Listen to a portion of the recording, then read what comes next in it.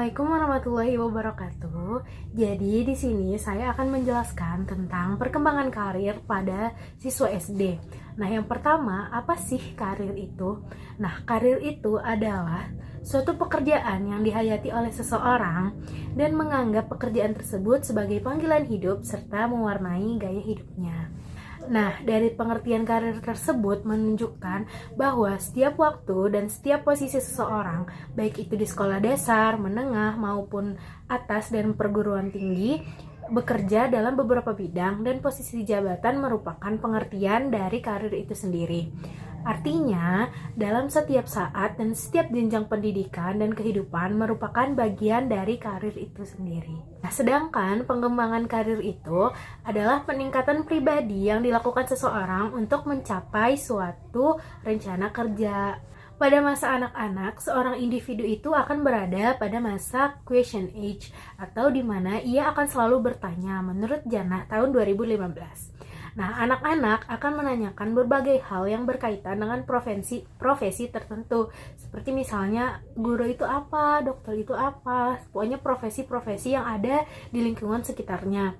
Nah, setelah itu, pada masa SMP, anak akan membentuk arah perencanaan karir, dan pada tingkat SMA, anak akan mengambil jurusan sesuai dengan arah minat karir yang dia inginkan. Seperti misalkan kalau dia suka IPA, matematika gitu, dia akan masuk ke jurusan sains atau IPA. Nah, kalau dia lebih suka ke kayak sejarah atau menghafal, dia pasti akan memilih ke jurusan IPS. Nah, pada perguruan tinggi, ia akan memilih jurusan yang memang sesuai dengan kemampuannya dan akan mengarahkan pada keputusan karirnya. Sekian. Untuk yang selanjutnya ada tahap perkembangan karir. Yang pertama ada tahap pertumbuhan dimulai dari usia 0 sampai 14 tahun. Pada tahap ini, individu mulai membentuk mekanisme sikap perilaku yang selanjutnya akan menjadi penting dalam konsep diri. Nah, yang kedua ada tahap eksplorasi dimulai dari usia 15 sampai 24 tahun.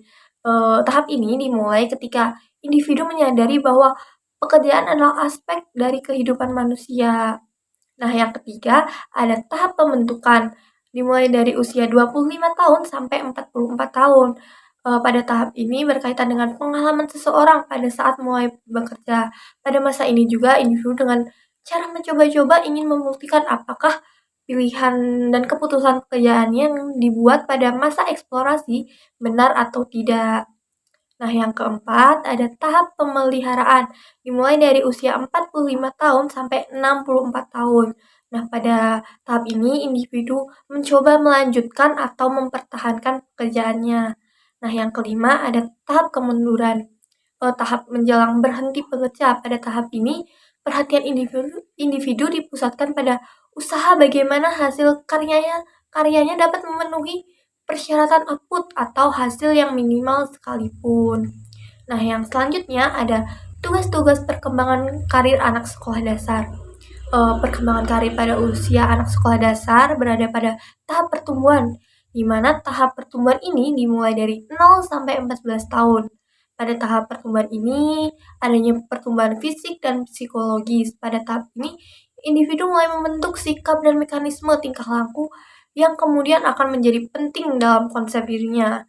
Bersamaan dengan itu, pengalaman memberikan latar belakang pengetahuan tentang dunia kerja yang akhirnya digunakan dalam pilihan pekerjaan mulai yang tentatif sampai dengan yang final. Berikut tugas-tugas perkembangan karir anak sekolah dasar. Yang pertama ada dimulai dari kelas 1. Pada kelas 1 ini anak belajar tentang pekerjaan dalam lingkungan yang dekat seperti rumah, sekolah, dan tetangga sekitar. Pada kelas 2, anak belajar tentang pemberi-pemberi bantuan jasa dalam masyarakat yang melayaninya dan juga tentang tokoh-tokoh dan usaha-usaha tetangganya yang dikenalnya. Nah, pada kelas 3, anak meluaskan studi-studinya dalam masyarakat. Penekannya pada transportasi, komunikasi, dan industri utama lainnya.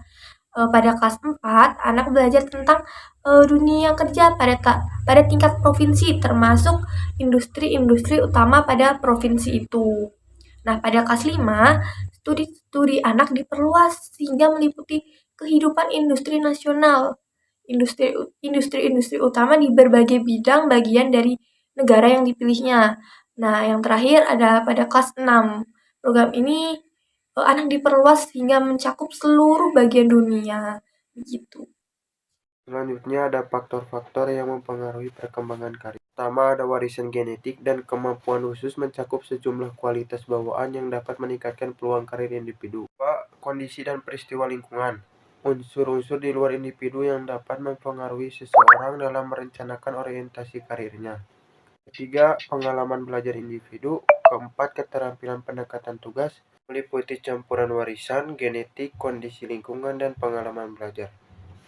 Terima kasih. Tips-tips untuk mengoptimalisasi perkembangan karir siswa sekolah dasar dengan memberikan bimbingan karir. Tujuan pemberian bimbingan karir menurut Uman Suherman 17 adalah pertama, mengenali macam-macam dan ciri-ciri berbagai jenis pekerjaan. Kedua, menentukan cita-cita dan merencanakan masa depan. Ketiga, mengeksplorasi arah pekerjaan. Keempat, menyesuaikan keterampilan, kemampuan, dan minat dengan jenis pekerjaan. Untuk selanjutnya, Sulistiarini dan Jauhar mengemukakan tentang bimbingan karir di sekolah dasar juga ditujukan untuk pertama, mengembangkan sikap positif siswa terhadap segala pekerjaan. Dengan bimbingan karir ini, siswa-siswa diharapkan bisa menghargai segala jenis pekerjaan yang ada di sekitarnya. Yang kedua, membawa para siswa untuk menyadari betapa luasnya dunia kerja yang ada. Dengan bimbingan karir, kita bisa memberitahu betapa luasnya dunia kerja, betapa beragamnya profesi-profesi yang ada di sekitar kita. Dan yang ketiga, menjawab pertanyaan dari para siswa tentang pekerjaan. Contohnya, jika ada siswa yang bertanya, siapa yang mengemudikan kereta? Kita bisa menjawab bahwa ada suatu profesi di mana dia bertugas untuk mengendarai kereta, yaitu masinis, dan berbagai pertanyaan-pertanyaan yang berkaitan dengan pekerjaan yang lainnya. Kemudian, yang terakhir, menekankan jasa yang diberikan dari setiap pekerjaan. Kita bisa memberikan informasi mengenai jasa-jasa yang ditawarkan oleh pekerjaan.